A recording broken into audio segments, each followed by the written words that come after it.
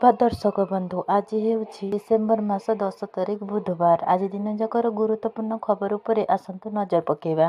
Video को शेष पर्यंत देखंतु। मात्र किछि समय मध्य संपूर्ण खबर जानि परिबे। ता पूर्व चैनल ले नुआ थिले चैनल को सब्सक्राइब करी पाखरे आसुथिबा बेल आइकन को ऑन करी रखंतु। एमिति प्रतिदिन नुआ लेटेस्ट न्यूज सर्वप्रथमे देखिबा पई आसंतु संपूर्ण खबर उपरे नजर पकेबा। प्रथमे बदलैला युक्त 2 परीक्षा तारीख। मार्च 21 परिवर्ते 25 रे सरिबो। युक्त 2 परीक्षा सूची रे सामान्य परिवर्तन एनी उच्च माध्यमिक शिक्षा परिषद पक्षरु विज्ञप्ति प्रकाश पाइछे। जेउथरे वार्षिक परीक्षा सूची रे सामान्य परिवर्तन नै सूचना पूर्व प्रकाशित सूची अनुसार फेब्रुआरी 18 रु आरंभ हेबो युक्त 2 परीक्षा। पूर्व सूची अनुसार मार्च 11 रे हेबाकु थिबा कला विज्ञान और वाणिज्य विभागर हिंदी संस्कृत भाषा परीक्षा मार्च 23 रे अनुष्ठित हेबो। सेहिभଳି मार्च 21 रे हेबाकु थिबा कलार लॉजिक एवं वाणिज्यर अकाउंटेंसी परीक्षा मार्च 25 रे हेबो। मार्च 21 रे हेबाकु थिबा धंदामूलक छात्र छात्री चतुर्थ पेपर परीक्षा 25 तारिख रे अनुष्ठित हेबो। एही चलित वर्ष मोट 4,737 परीक्षार्थी फॉर्म पूरण करिसेंती। एथिरे 1,350 टी परीक्षा केंद्र करा जायछि। एआई सर्वेलांस रे रहिबो परीक्षा केंद्र रे सीसीटीवी बाध्यतामूलक करा जायछि। एथिरे प्रथम थर पई प्रैक्टिकल परीक्षा रे हेबो वेब सिस्टम एवं लाइव सिस्टम। प्रति जिल्ला रे 2टी फ्लाई स्क्वाड रहिबे। 99टी अपग्रेड विद्यालय रे परीक्षा केंद्र हेबो। आधा घंटा आगरु परीक्षा हॉल रे प्रवेश करिवे छात्र छात्री। परवर्ती खबर स्टॉक बाजार तळमुहा। चाउल उपरे शुल्क वृद्धि जोगु रप्तानिकारी शेयर ह्रास। डोनाल्ड ट्रम्प टैरिफ पकाइबा प्रस्तुति पुणी थरे शेयर बाजार को भयभीत करिछे। एथर लक्ष्य हेउछि भारत समेत अनेक देशरू अमेरिका को आमदानी हेउथिबा कृषिजात सामग्री। रिपोर्ट अनुसार ट्रम्प अमेरिका को चाउल रप्तानी करुथिबा देशगुड़िक उपरे नूतन टैरिफ लागू करिपारंती। प्रभाव रे भारतीय शेयर बाजार खलिबा मात्रे भुसुड़ी पड़िथिला। बॉम्बे स्टॉक एक्सचेंज रे 30 शेयर विशिष्ट सेंसेक्स 100 पॉइंट रु अधिक ह्रास पई 84,492 रे कारबार करिछे। नेशनल स्टॉक एक्सचेंज रो निफ्टी मध्ये 200 पॉइंट रु अधिक ह्रास पाई 25,758 रे पहुंचीछे। अमेरिका राष्ट्रपति डोनाल्ड ट्रम्प कहछन्ती जे चाउल डंपिंग अमेरिकीय चाषी मानकु क्षति पहुंचाउछि। क्षतिपूरण पई शुल्क लागू करा जाई पारे। एही खबर चाउल रप्तानी रे जड़ित कंपनी गुड़िकर स्टॉक उपरे सबुठारु सीधासळख नकारात्मक प्रभाव पड़िछे। परवर्ती खबर मेघा पानीय जल प्रकल्प खिलाफी संस्था को मंत्री रवि नायक चेतावनी। पानीय जल मंत्री रवि नायक गृहरे एने कड़ा अभिमुख्य ग्रहण करिसंती। मंत्री कहिसंती केवल ओडिशा नुहे झारखंड भली राज्य रे मध्य समान स्थिति देखिबाकू मिलुछि। गृहरे तथ्य रखी मंत्री कहिसंती जे राज्यर 67.10% लोकंक घरे पीवा पानी पहुंची सारिछे। मोट 88.66 लाख परिवार मध्यरु 68.36 लाख परिवार एबे विशुद्ध पानीय जल पाउछंती।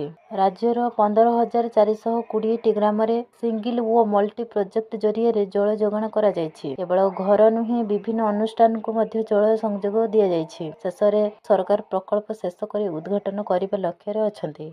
जदि कौनसी संस्था खराब काम करती तेबे सेमानंकु दंडित करा जिवो बोली मंत्री स्पष्ट करिसंती। परवर्ती खबर आधार वेरिफिकेशन रे बड़ परिवर्तन। यूआईडीएआई आनिला नुआ नियम। एथिरे बढ़िबो सुरक्षा। होटल एवं अन्य सेवा भली अनेक स्थान रे लोकमाने आधार जांच पई सेमानंकर आधार कार्ड रो फोटोकॉपी दाखल करंती एवं एही कॉपी गुडी को सेठारे फिजिकली रखा जाय। एबे यूआईडीएआई एही पूर्ण व्यवस्था को समाप्त करने को प्रस्तुत हेउछि। डॉक्यूमेंट सुरक्षा सुनिश्चित करिबा एवं अपव्यवहार रोकिबा पई यूआईडीएआई खूब शीघ्र पेपर बेस्ड आधार वेरिफिकेशन को संपूर्ण भाबरे बंद करिवार योजना उपरे काम करुछि। यूआईडीएआई खूब शीघ्र आधार जांच प्रक्रिया रे एक बड़ परिवर्तन कार्यकारी करुछि। आधार फोटोकॉपी प्रदान करिबा आउ आवश्यक हेबो नाही कारण पेपर बेस्ड आधार वेरिफिकेशन बंद करा जायछि। एक नूतन डिजिटल सिस्टम एहाकू बदलाइबो। आधार जांच କରିବାକୁ ଚାହୁଁଥିବା ଯେକୌଣସି ସଂସ୍ଥାକୁ यूआईडीएआई ସହିତ ପଞ୍ଜୀକରଣ କରିବାକୁ ପଡ଼ିବ। କ୍ୟୁଆର୍ କୋଡ୍ କିମ୍ବା ମୋବାଇଲ ଆପ୍ ବ୍ୟବହାର କରି ମଧ୍ୟ ଆଧାର ଯାଞ୍ଚ କରିପାରିବ। यूआईडीएआई ସିଇଓ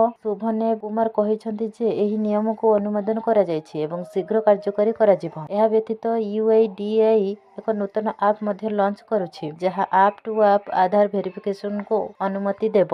ଆଧାର ଫଟୋକପି ମାଗିବାର ଆବଶ୍ୟକତାକୁ ଦୂର କରିବ। ପରବର୍ତ୍ତୀ ଖବର ପୁଣି କମିଲା ସୁନା ଦର। 10 ଗ୍ରାମକୁ ଦେଖିବାକୁ ଏତିକି। ଘରୋଇ ଫ୍ୟୁଚର୍ସ ମାର୍କେଟରେ ସୁନା ମୂଲ୍ୟ ହ୍ରାସ ପାଇଛି। ତେବେ ଗହଣା କିଣିବା ପୂର୍ବରୁ ନଜର ପକାନ୍ତୁ କେଉଁ ସହର କେତେ ରହିଛି ସୁନା ଦର। ଆଜି ଭାରତୀୟ ବଜାରରେ 24 କ୍ୟାରେଟ ସୁନା 1,30,090 ଟଙ୍କା ରହିଛି। ସେହିପରି 22 କ୍ୟାରେଟ ସୁନାର ଦର 1,19,250 ଟଙ୍କା ଛୁଇଁଛି। ଅନ୍ୟପଟେ ଓଡ଼ିଶାର ରାଜଧାନୀ ଭୁବନେଶ୍ୱରରେ 24 କ୍ୟାରେଟ ସୁନା ମୂଲ୍ୟ 10 ଗ୍ରାମ ପିଛା 1,30,090 ଟଙ୍କା ରହିଥିବା ବେଳେ 22 କ୍ୟାରେଟ ସୁନାର ମୂଲ୍ୟ 1,19,250 ଟଙ୍କାକୁ ପହଞ୍ଚିଛି। ସୁନା ମୂଲ୍ୟ ନିରନ୍ତର ପରିବର୍ତ୍ତନଶୀଳ ହୁଏ। ଯୁଦ୍ଧ ପରି ପରିସ୍ଥିତି, ଟଙ୍କା ଏବଂ ଡଲାର ଗତିବିଧି ଏବଂ ଟିକସ ନିଷ୍ପତ୍ତି ମଧ୍ୟ ଏହାର ମୂଲ୍ୟକୁ ପ୍ରଭାବିତ କରେ। ତଥାପି ଲୋକମାନେ ସବୁବେଳେ ସୁନାକୁ ଏକ ସୁରକ୍ଷିତ ନିବେଶ ବୋଲି ବିଚାର କରିଆସୁଛନ୍ତି।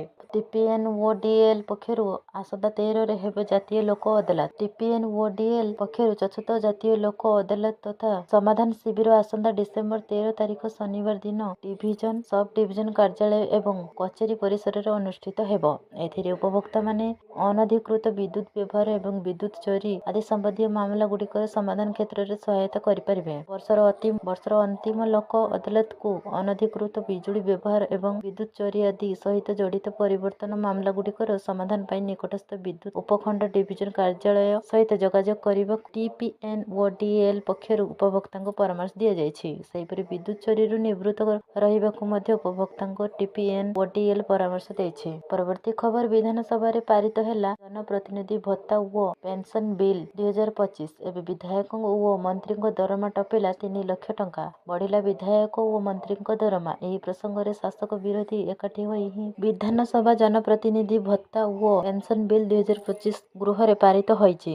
ଆନୁଷଙ୍ଗିକ ବିଧାନସଭାକୁ ମିଶାଇ ବିଧାୟକଙ୍କ ଦରମା ଏକାଥରକେ ପ୍ରାୟ 3 ଲକ୍ଷ ଟପିଥିବା କୁହାଯାଇଛି। ସେହିଭଳି ପୂର୍ବତନ ବିଧାୟକ ପେନ୍ସନ୍ ବାବଦକୁ ଏବେ ପାଇବେ 80,000 ଟଙ୍କା। ଏକାଧିକ ଥର ନିର୍ବାଚିତ ହୋଇଥିଲେ ମଧ୍ୟ ଅତିରିକ୍ତ 3,000। ଗସ୍ତ ଖର୍ଚ୍ଚ ବାବଦକୁ ମିଳିବ ମାସିକ 12,000। ଚିକିତ୍ସା ଖର୍ଚ୍ଚ 2,000ରୁ ବଢ଼ିବ 25,000 ମିଳିବ। ଏକାଧିକ ଥର ନିର୍ବାଚିତ ହୋଇଥିଲେ ମିଳିବ ଅତିରିକ୍ତ 3,000। ଗସ୍ତ ଖର୍ଚ୍ଚ ବାବଦକୁ ମିଳିବ ମାସିକ 12,000। ଚିକିତ୍ସା ଖର୍ଚ୍ଚ 2,000ରୁ ବଢ଼ି 25,000 ମିଳିବ। ଲୟର PMGରେ ବିଭିନ୍ନ ସଂଗଠନ ନିଜର ଦାବି ରଖିଥିଲେ ମଧ୍ୟ ସରକାର କର୍ଣ୍ଣପାତ କରୁନଥିଲେ। ତେବେ ବିଧାୟକଙ୍କ ଭଳି ଆନ୍ଦୋଳନକାରୀଙ୍କ ଦାବି ମାନିବା ସହ ଦରମା ବୃଦ୍ଧି କରିବା ସପକ୍ଷରେ ଯୁକ୍ତି ବଢ଼ାଇଛନ୍ତି ବୁଦ୍ଧିଜୀବୀ। ଏଣିକି ପ୍ରତି 5 ବର୍ଷରେ ନିର୍ବାଚନ ଭଳି ପ୍ରତି 5 ବର୍ଷରେ ବଢ଼ିବ ବିଧାୟକ ଓ ମନ୍ତ୍ରୀଙ୍କ ଦରମା। ପରବର୍ତ୍ତୀ ଖବର ସରିଲା ଶୀତ ଅଧିବେଶନ।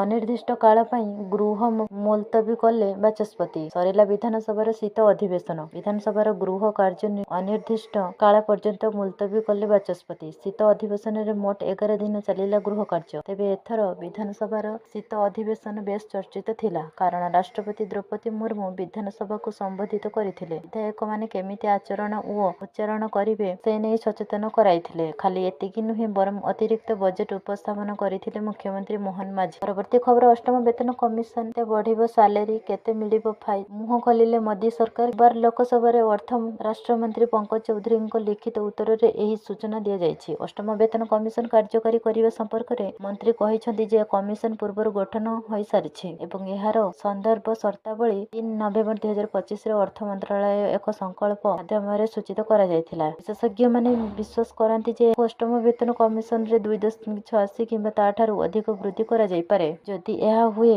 ତେବେ ପୁରୁଣା ଦରମା ଏବଂ ପେନ୍ସନର ପ୍ରାୟ 30% ରୁ 34% ପର୍ଯ୍ୟନ୍ତ ଯଥେଷ୍ଟ ବୃଦ୍ଧି ହୋଇପାରେ। ଏହା ସହିତ ବର୍ଦ୍ଧିତ ମହଙ୍ଗା ଭତ୍ତା ମଧ୍ୟ ନୂତନ ମୌଳିକ ଦରମାରେ ଯୋଡ଼ାଯିବ। ସରକାରୀ ତଥ୍ୟ ଅନୁଯାୟୀ ଦେଶର 50.14 ଲକ୍ଷ କେନ୍ଦ୍ର ସରକାରୀ କର୍ମଚାରୀ ଏବଂ ପ୍ରାୟ 69 ଲକ୍ଷ ପେନ୍ସନଭୋଗୀ ଅଛନ୍ତି। ଏହାର ଅର୍ଥ ହେଉଛି ମୋଟ 1.19 କୋଟିରୁ ଅଧିକ ଲୋକ ଏଥିରୁ ସିଧାସଳଖ ଲାଭ ପାଇବେ। ପାଣ୍ଠି ବିଷୟରେ ସରକାର ସଂସଦକୁ ଆଶ୍ୱାସନା ଦେଇଛନ୍ତି ଯେ ପାଣ୍ଠି ବିଷୟରେ ଚିନ୍ତା କରିବାର କୌଣସି ଆବଶ୍ୟକତା ନାହିଁ। କମିଶନଙ୍କ ସୁପାରିଶଗୁଡ଼ିକୁ ଅନୁମୋଦନ ହେବା ମାତ୍ରେ ସରକାର ସେଗୁଡ଼ିକୁ କାର୍ଯ୍ୟକାରୀ କରିବା ପାଇଁ ବଜେଟରେ ପର୍ଯ୍ୟାପ୍ତ ପାଣ୍ଠି ଆବଣ୍ଟନ କରିବେ। ପରବର୍ତ୍ତୀ ଖବର ବଡ଼ ମ୍ୟାଚ୍ ପୂର୍ବରୁ ମହାପ୍ରଭୁଙ୍କ ଆଶୀଷ ନେଲେ ଅଧିନାୟକ ସୂର୍ଯ୍ୟକୁମାର ଓ କୋଚ୍ ଗୌତମ ଗମ୍ଭୀର। ଭାରତୀୟ ଟିମ୍ ବିଜୟ ପାଇଁ ପୁରୀ ଶ୍ରୀମନ୍ଦିରରେ ପୂଜାର୍ଚ୍ଚନା। ବାରବାଟୀ T20ରେ ଭାରତ ବିଜୟ ପାଇଁ ଶ୍ରୀମନ୍ଦିରଙ୍କ ପାଖରେ ଦୀପଦାନ କରିଛନ୍ତି ପୁରୀ ସେବାୟତ। ଶ୍ରୀମନ୍ଦିର ସିଂହଦ୍ୱାରରେ ପୁରୀ ସେବାୟତ ଏକତ୍ରିତ ହୋଇ ସମୂହ ଦୀପଦାନ କରିଛନ୍ତି। ସେପଟେ ଜଗା ଦର୍ଶନ ପାଇଁ ପୁରୀ ଶ୍ରୀମନ୍ଦିରରେ ପହଞ୍ଚିଛନ୍ତି କୋଚ୍ ଗୌତମ ଗମ୍ଭୀରଙ୍କ ସମେତ ଅଧିନାୟକ ସୂର୍ଯ୍ୟକୁମାର ଯାଦବ, ୱାଶିଂଟନ ସୁନ୍ଦର,